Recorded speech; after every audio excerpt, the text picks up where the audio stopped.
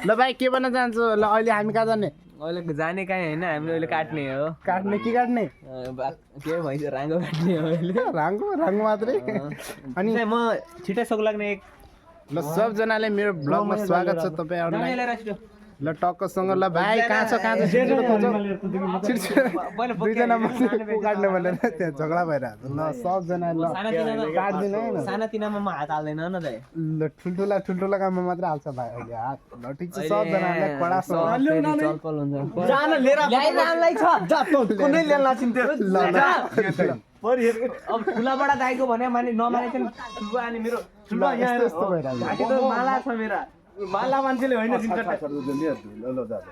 ल भाइले ल